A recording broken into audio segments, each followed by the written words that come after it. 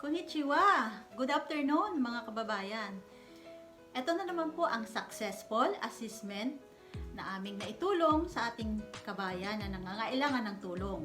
Ito po ang Takahashi International Office, Visa and Immigration Consulting Office na nagbibigay ng legal advice, legal assessment, at ang lawyer dito ay si Mr. Yoshitomo Takahashi, immigration lawyer, kind, expert, na nag-a-assist ng napakahirap na mga application ng visa.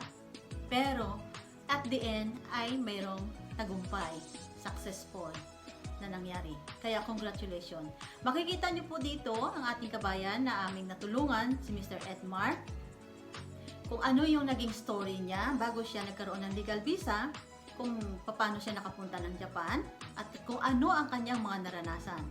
Makakakuha po kayo ng magandang idea sa kanyang mga sasabihin dahil siya po ay naranasan niya ng dito sa aming office ay magpa-assist at alam niya na kung ano din ang kanyang magandang sasabihin sa inyo at mga dapat nyong marinig na mga good idea. At kasama ko rin po dito si Mr. Yoshitomo Takahashi, kind, expert immigration lawyer na magbibigay ng congratulate kay Mr. Edmar dahil sa successful assessment ng kanyang visa. Ang kanyang success ay success din namin na nag-a-assist sa kanya. At ang kanyang story from tourist visa na nagpunta sa Japan, tapos naging refugee. At ang isang refugee po ay napakahirap na kalagayan dahil wala ka pong legal visa kundi isang temporary to stay sa Japan lang po. At kung wala ka namang permit to work na ibibigay ng immigration, ay hindi ka rin makapagtrabaho. Bilang isang refugee ay wala pong maganda rin situation. At si Edmar, Mr. Edmar, ay binigyan na rin ng desisyon ng immigration na siya ay pabalikin at pauwiin, return to the Philippines, final return to the Philippines na ang kanyang situation. Kaya lumapit siya sa amin sa ganong situation na napakahirap ng kanyang application. Pero, eto ngayon, nagkaroon na ng tagumpay. Kaya makikita niyo dito sa video ito, panoorin niyo po. フィリピンのエドマーさん、どうもおめでとうございます。高橋インターナショナルオフィス、イミグレーションロイヤーの高橋です。エドマーのビザは、とても大変だったけれども、無事にビザが取れて本当に、安心しました。おめでとうございます。エドマーの友達困ってる人いればいつでも、また私のオフィスに相談に連れてきてください。それではどうもありがとう。Ay, mga magandang hapon po. Nandito kami ngayon sa Shinagawa, sa Tokyo. Ako po si Edmar Estabillo. At sa wakas po ay meron akong visa, no? Ito po yung residence card ko na mula sa refugee ay sa tulong ng nila sensei, yung kumpanya nila Ma'am Lilibet, hindi ko lang matanda yung pangalan. Lilibet Isiwata. Ano? Isiwata. Isiwata. Lilibet Isiwata. Sila po yung nakatulong sa aking Takahashi visa. Sensei. Saka si Takahashi Sensei Takahashi, ano.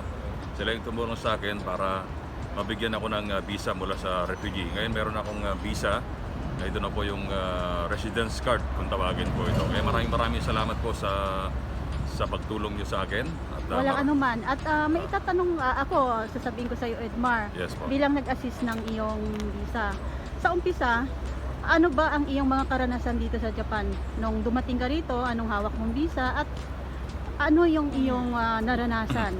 Bago ka nagkaroon ng legal Yes. na visa na sa ngayon, na-release na sa'yo. Yes. Dahil pinaghirapan din natin yan para makakuha ka ng legal visa. Dumating po ako dito bilang ako isang journalist, broadcast journalist, at nag-apply ako ng refugee noong 2018 January, Pero sa awa ng Diyos, nabigyan naman ako dahil may mga threat naman talaga sa buhay namin mga journalist. Kaya binigyan naman ako ng pagkakataon ng Japanese government na manatili rito. Kaya 2 years ako dito na nanatiling refugee. Pero sa 2 taon na yon ay katakot-takot ng challenges.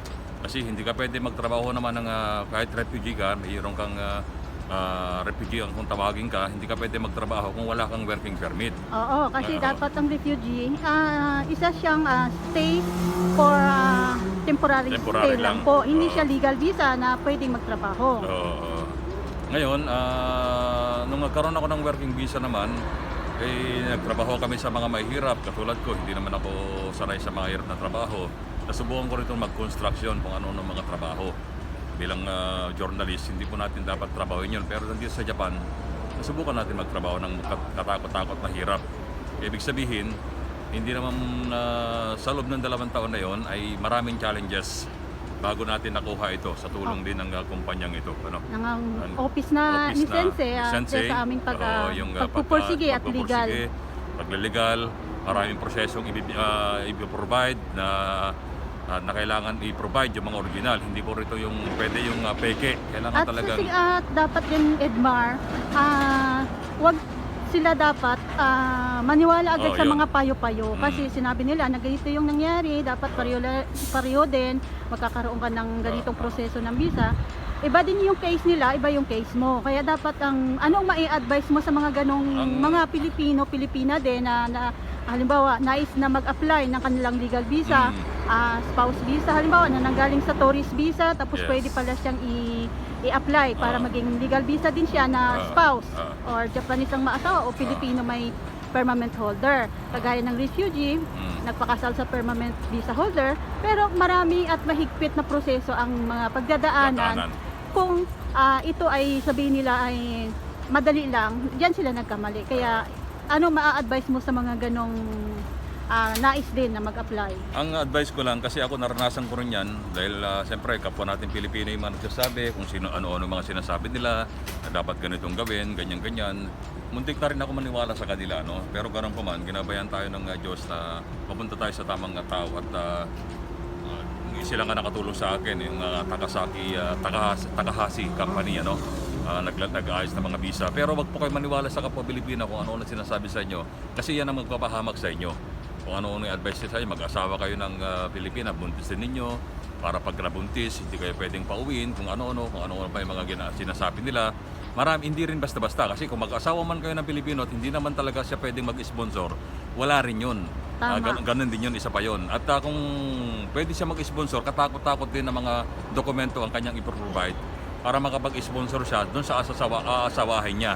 Ganun po yan. Kung hindi siya legal dito, hindi siya nagbabayad ng mga sumusunod ng tamang mga batas dito sa Japan at na pinapag-aralan niya ng Japanese immigration, yung kanyang, siyempre, yung kanyang pagka-permanent na visa dito. Kung hindi siya nagbabayad ng mga taxes, wala rin siyang magagawa. Hindi rin po yun. Kaya ako, bago kami kinasal, marami kaming provide ng mga dokumento na galing Pilipinas, dito rin sa Japan. At yun ang in-advise namin sa inyo. Yun Hindi lang sa sinasabi-sabi ng ibang Pilipino na marami kayong mga kaibigan, pero kami, nung tumawag kayo sa amin, sa office namin, at binigay sa inyo yung tamang advice na ito ang kunin dapat sa side ng Pilipinas, at nung na-provide mo sa awa ng Diyos, Edmar, ito na ngayon, nagkaroon na ng legal na visa. Ito na po. Ako legal na ako dito, Legal na hindi po na siya. ako illegal. Ito na po yung kanyang visa. katunayan. Visa po, 1 year po yan. 1 year po yan. At ito naman, nare-renew po ito. Ibig sabihin nito ay legal ka ng...